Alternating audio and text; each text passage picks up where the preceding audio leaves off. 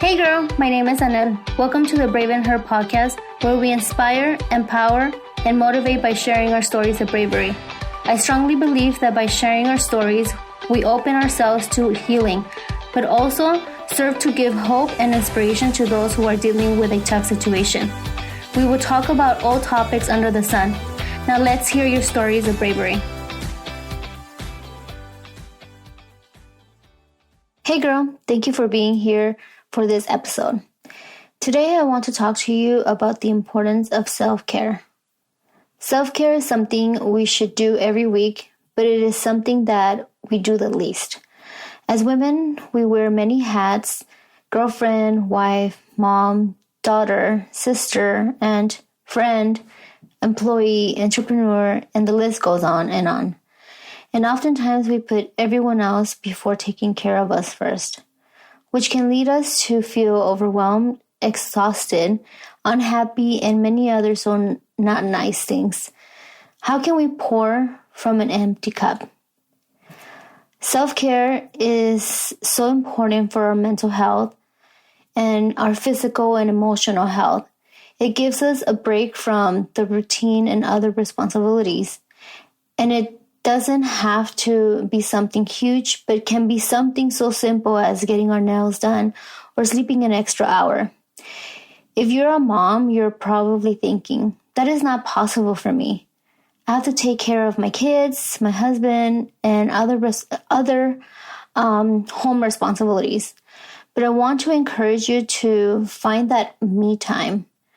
Wake up an hour before everyone else, or go to sleep an hour after everyone else. It doesn't have to be every day, obviously, but just, I just want to encourage you to find that time to be alone and take care of you. As someone who wears many hats, I am a wife, stepmom, daughter, a sister, an aunt, an employee. I work full time, and a businesswoman running a boutique, and then, a podcaster and a kidney disease warrior.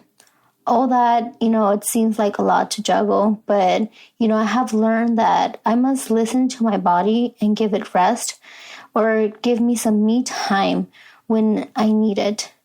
I used to feel guilty and push myself beyond my limit because I wanted to prove that I'm able to do everything. But guess what?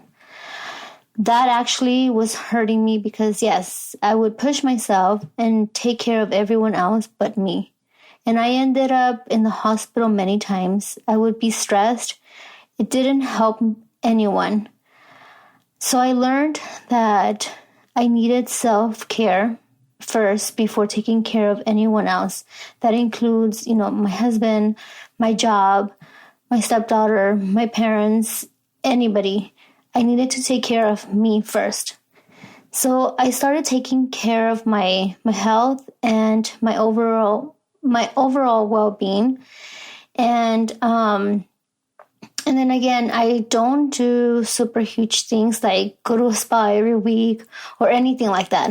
But I started listening to my body and give myself me time. Our mental health will will thank us for it. Some of the things that I do to take care of myself, this year, my number one goal is to put God first. So that's my number one goal. So what I started doing is that for this year, my number one thing is that I'm trying to wake up earlier and spend my first part of the morning, about 20 minutes, doing a devotional. Either reading a devotional, reading the Bible and reflect on it. And then another thing that I do or try to do is spend time, an hour. It doesn't have to be, a whole day, but sometimes it could be a whole day or at least 1 hour in the week where I do something that I love, such as planning in my planner. If you know me, I love stationery things and I love planners, and I just love planning. Things might not go as planned sometimes, but I just love to just plan and know what's ahead for the week. So I usually do that on Sundays, to plan for the rest of the week. And then, or I watch a movie, or on Sundays, that's like my self-care Sunday. So I'll do maybe a facial once a month or something like that. Or do my nails. That's something I don't do as often, but us as girls, we love getting our nails done. So maybe just getting my nails done sometimes.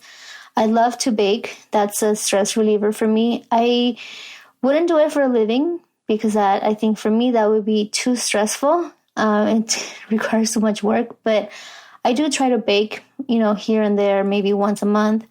My family enjoys it and I enjoy baking. So I will do that. Or cook a meal, like one of my favorite meals. Right now, one of my favorite meals to make is salmon. So I'll just make that, and that is a small stress reliever for me. And then another thing that I do is I make sure I'm taking care of my body, eating well, sleeping enough, drinking my water, and moving my body. This is something that I am focusing on as well this year. Just bought a treadmill. I don't really do outdoor walking. That's really not my thing. But so I bought a treadmill so I can move my body more.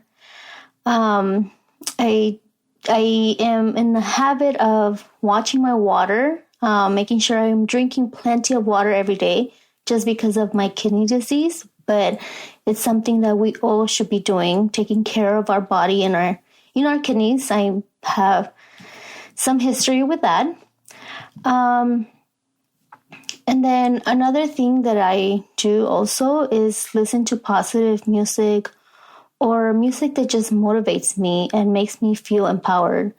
I love listening to worship music. That's just my preference. And when I used to commute to work, that was my me time because I was alone in my car for literally like 2 hours. So instead of seeing it as, yes, it would be stressful to be stuck in traffic, but I will also sometimes just see it as my me time.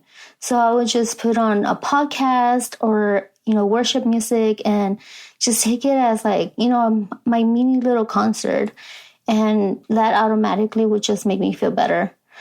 Another thing that now that we're in quarantine and we're, most of us are staying home most of the time, we, at least for me, I tend to like not wear makeup most days and, just stay in my PJs or things like that, wear comfortable clothes. But, some of the things that I do just to make me feel better some days is put on some makeup.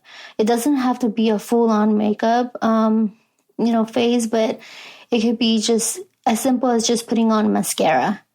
And that automatically just gives you, a boost of confidence and makes you feel better.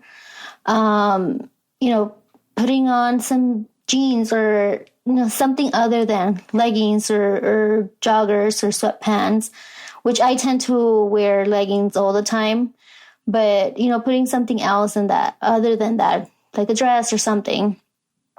And then go for a walk. Another thing is go for a walk. Like I said, I don't do outdoor things. My husband and my stepdaughter like to do that, but I prefer not to. I don't know. I just kind of don't enjoy it as much. Here and there, maybe in the summer, yes, I will go for outdoor walks because it feels nice at nighttime. But to be honest, for me, like the thing that I enjoy the most is going to the beach. So I don't know. There's just something about the sound of the waves that just relaxes me. So right now we don't really go to the beach because it's cold, but we'll just like maybe drive by it, and that just gives me a little more peace. And then the last thing that I do when I'm feeling stressed or feeling really tense, I take a hot shower. I don't wash my hair with hot water.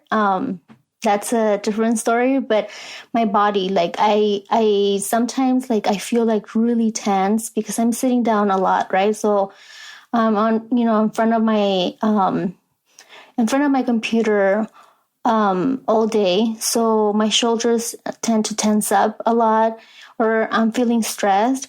I take a hot shower, like the hottest that I can take, and automatically within few minutes or 5 minutes, my body feels a lot more relaxed and I feel a lot more relaxed. So that helps me a lot.